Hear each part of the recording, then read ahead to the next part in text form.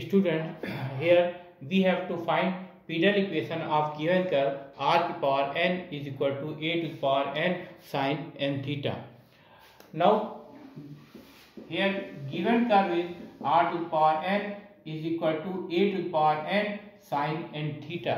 Now taking log on both sides, we write log r to the power n is equal to log a to the power n multiplied by sin n theta.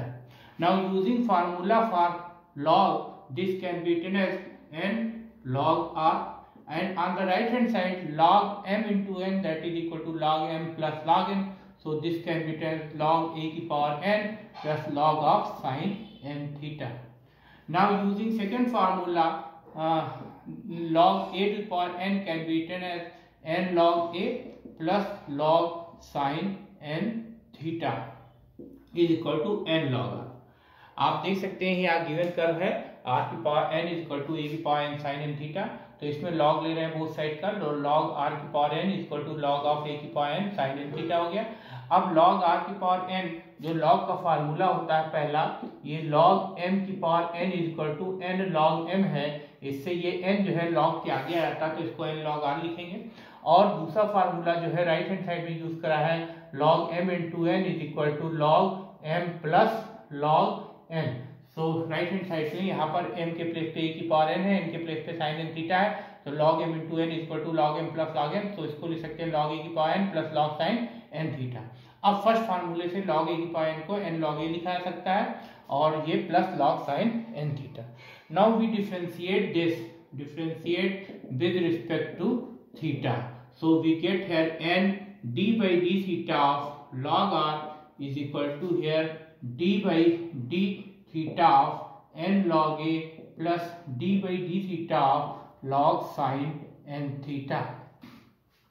Now we cannot differentiate log r with respect to theta, so this can be written as d by dr of log r multiplied by dr by d theta. Here n log a is constant, so differentiation of n log a with respect to theta is 0, and here when we differentiate log sin n theta with respect to theta, this can be written as 1 upon sin n theta. Now we differentiate this sin n theta, we get cos n theta. When we differentiate n theta, so n is constant and differentiation of theta is 1. Now log r differentiate with respect to r, we get n by r dr by d theta is equal to n, and this is cos n theta divided by sin n theta. Now this n is cancel out, so we get here dr upon d theta is equal to r cot n theta. आप देख सकते हैं यहाँ पर इसको हम theta के aspect में डिफरेंशिएट कर रहे हैं, इसलिए ऑपरेटर लगाएंगे d by d थीटा, इसमें n को डिफरेंशियल ऑपरेटर के बाहर रखेंगे, d by d theta of log r is equal to d by d theta of n log a plus d by d theta of log sin n theta. अब log r को theta के aspect में differentiate करने के लिए इसको लिखेंगे d by dr of log r multiplied by dr by d theta. n log a whole constant है, तो इसका डिफरेंशिएशन थीटा के एस्पेक्ट में 0 हो जाएगा. log sin n थीटा का डिफरेंशिएशन थीटा के एस्पेक्ट में 1 अपॉन sin n थीटा होगा, फिर sin n थीटा का डिफरेंशिएशन cos n थीटा होगा, फिर n थीटा का डिफरेंशिएशन करेंगे तो n कांस्टेंट हो जाएगा और थीटा का डिफरेंशिएशन थीटा के एस्पेक्ट में 1 हो जाएगा. फिर log r का r के एस्पेक्ट में डिफरेंशिएशन 1 अपॉन r होगा, n और dr by d theta is equal to n cos n theta divided by sin n theta. Now this n is cancelled in both the side, left hand side and right hand side in the numerator. So we get dr by d theta is equal to r cot n theta. ये आप देख सकते हैं cos n theta divided by sin n theta can be written as cot n theta. Now we find out tan phi. So this is equal to r d theta by dr. Now we find reciprocal r by d theta. So we get here r divided by r cot n theta. Now we put here value of d theta by dr.